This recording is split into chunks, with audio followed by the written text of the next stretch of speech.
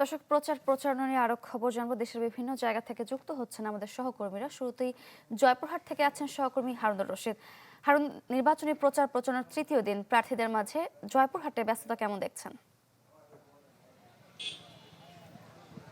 সারিকা, জয়পুরহাটে দুটি আসন, জয়পুরহাট সদর এবং পাঁচজুবি এ মিলে এক এক এবং জয়পুরহাটের দুই আসন যেটি কালাই খেতলাল আক্কিলপুর নিয়ে গঠিত। তো এখানে যে মোট ভোটার সংখ্যা ৮,১৭,৮৪৬ জন।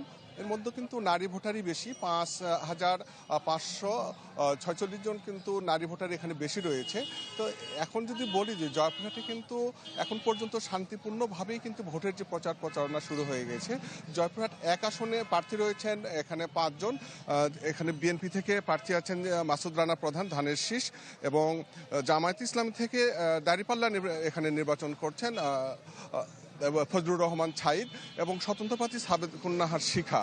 এসব আরও দুজন আছে বাসদের এবং বাসদ সমাজের দুজনের। তো এখন আমি জয়পুরহাটের দুই আসন থেকে এখানে প্রতিদ্বন্দ্বিতা করছেন বিএনপি থেকে আব্দুল বারী ও জামায়াতে ইসলাম এস রাশেদ আলম সবুজ। তো এখন আমি জয়পুরহাটের যে ২ নম্বর আসলে আক্কেলপুরে রয়েছে, এখানে কিন্তু দেখছি যে জামাতের যে প্রার্থী রাশেদ আলম সবুজ, তিনি কিন্তু এখানে প্রচারণা চালাচ্ছেন, ভোটারদের কাছে যাচ্ছেন, নানা প্রতিশ্রুতি দিচ্ছেন। তো এইভাবেই কিন্তু এখন পর্যন্ত দেখছি যে ভোট থেকেই কিন্তু যারা প্রার্থী আছেন তারা কিন্তু ভোটারদের কাছে যাচ্ছেন, তারা প্রচারণা চালাচ্ছেন। তো এইভাবে কিন্তু এখন পর্যন্ত শান্তিপূর্ণভাবে জয়পুরহাটে যে প্রচারণা চলছে। সারিকা, ডিজাইন, এলিগেন্স, বিউটি, সেরা পণ্য সবার জন্য জেভিকো। হারুন, ধন্যবাদ আপনাকে। জয়পুরহাটের পর মাদারীপুর থেকে যুক্ত আছেন সহকর্মী সাগর হোসেন তামিম। তামিম, প্রস্তুতি তো চলছে নির্বাচনী, সেই সাথে প্রচারণা, প্রার্থীদের ভোটারদের প্রতিক্রিয়া নিয়ে জানাবেন। জি, যতই আসলে দিন ঘনিয়ে আসছে ততই কিন্তু প্রচারণার যে ব্যস্ততা সেটি কিন্তু আমরা লক্ষ্য করেছি। আনুষ্ঠানিকভাবে প্রচারণার পরদিন থেকেই কিন্তু প্রার্থীরা আসলে ভোটারদের দাঁড়ে তারা যাচ্ছেন এবং ভোটারদের মন জয় করার জন্য তারা বিভিন্ন প্রতিশ্রুতি দিচ্ছেন এবং তারা চেষ্টা করছেন বিভিন্ন প্রতিশ্রুতি তারা তুলে ধরার জন্য। আসলে মাদারীপুর জেলায় কিন্তু ৩টি সংসদীয় আসন রয়েছে। এখানে মোট প্রার্থী হচ্ছে ২৫ জন, যেখানে বিএনপি, ১০ দলীয় জোট এবং স্বতন্ত্র বিভিন্ন প্রার্থীরা রয়েছে। মাদারীপুর এক আসনে কিন্তু আসলে বিএনপি এবং বাংলাদেশ খেলাফত মজলিস সহ আসলে সেখানে ১০ জন প্রার্থীরা রয়েছেন। তারা কিন্তু প্রতিনিয়ত সাধারণ ভোটারদের কাছে যাচ্ছেন। মাদারীপুর ২ আসনেও কিন্তু আমরা লক্ষ্য করেছি এখানে বিএনপি, বাংলাদেশ খেলাফত মজলিস সহ এখানেও কিন্তু ১০ জন প্রার্থী প্রতিদ্বন্দ্বিতা করছেন এবং মাদারীপুর ৩ সংসদীয় আসনে বিএনপি এবং জামাত ইসলাম সহ অন্যান্য দলের মোট ৫ জন প্রার্থী প্রতিদ্বন্দ্বিতা করছেন। আমরা আসলে যেটি লক্ষ্য করেছি, প্রার্থীরা আসলে তাদের যে উন্নয়নের প্রতিশ্রুতি সেটা কিন্তু তারা ভোটারদের দাঁড়ে দিচ্ছেন। এই পুরো ৩টি সংসদীয় আসনে কিন্তু প্রায় ১২ লক্ষ ভোটার রয়েছে, যারা আসলে ভোটাররা যেটি বলছে তারা কিন্তু যোগ্য, সৎ এবং যারা উন্নয়নের জন্য আসলে কাজ করবেন এরকম প্রার্থীকে তারা বেছে নেবেন।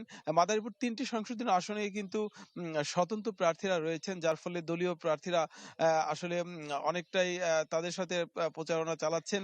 সব মিল বলা যায় মাদারীপুর জেলায় এখন আসলে কিন্তু নির্বাচনী যে আমেজ সেটি কিন্তু আমরা লক্ষ্য করছি এবং সকাল ভোর থেকে রাত পর্যন্ত প্রার্থীরা আসলে চষে বেড়াচ্ছেন, প্রার্থীদের মন জয় করার চেষ্টা করছেন। তো সব মিলে এই ছিল মাদারীপুরের ভোটের সর্বশেষ অবস্থা।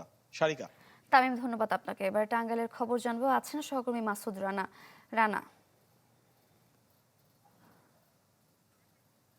তালিকা টাঙ্গাইলেও কিন্তু পুরোদমে যে নির্বাচনী হাওয়া সেটি কিন্তু বইতে শুরু করেছে ইতিমধ্যেই। যে সকল প্রার্থী রয়েছেন এই জেলায় প্রায় ৪৭ জন প্রার্থী এই নির্বাচনে অংশগ্রহণ করছেন।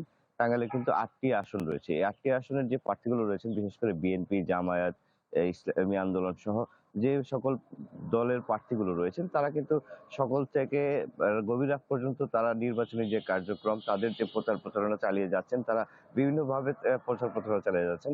আমরা দেখেছি ২১ তারিখ ছিল প্রতীক বরাদ্দের দিন, অর্থাৎ ২২ তারিখ যে আনুষ্ঠানিকভাবে যে প্রচারণা শুরু হয় সেই দিন টাঙ্গাইল সদর ৫ আসনের যে টাঙ্গাইলের যে হেভিওয়েট প্রার্থী বিএনপির কেন্দ্রীয় বিএনপির প্রচার সম্পাদক সুলতান সলাউদ্দিন টুকু তিনি কিন্তু সকালে ভাসানী মাজার জিয়ারতের মধ্য দিয়ে তার নির্বাচনী প্রচারণা শুরু করেন। এরপরে যে জামায়াতে ইসলামী সহ অন্যান্য যে প্রার্থীগুলো রয়েছেন তারাও কিন্তু তাদের মতো করে তারা নির্বাচনী প্রচারণা চালিয়ে যাচ্ছেন। এবং গতকালকেও আমরা দেখেছি যে জেপিজি যে জাতীয় পার্টির বাংলাদেশ জাতীয় পার্টির যে প্রতিনিধি আছেন তিনিও কিন্তু ব্যতিক্রমধর্মী তার যে বাইসাইকেল প্রতীক সেটি নিয়ে কিন্তু তিনি ঘুরে ঘুরে তার প্রচারণা চালিয়ে যাচ্ছেন। এছাড়াও টাঙ্গাইলের একটি বিশাল চরাঞ্চল রয়েছে, একটি গড়াঞ্চল রয়েছে, পাহাড়ি অঞ্চল রয়েছে। সেই জায়গাগুলোতে যারা বিএনপি, জামায়াত সহ অন্যান্য প্রার্থী রয়েছেন তারাও কিন্তু তাদের মতো করেই তারা বিভিন্ন ধরনের প্রচার প্রচারণা চালিয়ে যাচ্ছেন। মানুষের দ্বারে দ্বারে যাচ্ছেন। তারা ভোটারদের কাছে বিভিন্ন প্রতিশ্রুতি দিচ্ছেন, উন্নয়নমূলক সহ তাদের পাশে থাকার প্রতিশ্রুতিগুলোও কিন্তু তাদের দিতে দেখা গেছে। এছাড়াও এখানে আজকে এই সকাল 10টার দিকে আমি এই যে জায়গাটিতে দাঁড়িয়ে রয়েছি, এখানে কিন্তু জেলা জামায়াতের যে আমির তিনি টাঙ্গাইল সদর 5 আসনের প্রার্থী, তার একটি নির্বাচনী জনসভা হওয়ার কথা রয়েছে। এছাড়াও সুলতান সলাউদ্দিন টুকু তারও একটি শহরে একটি জনসভা এই নির্বাচনী জনসভা হওয়ার কথা রয়েছে। এই ছিল টাঙ্গাইলের সর্বশেষ তথ্য। সারিকা। রানা, ধন্যবাদ আপনাকে।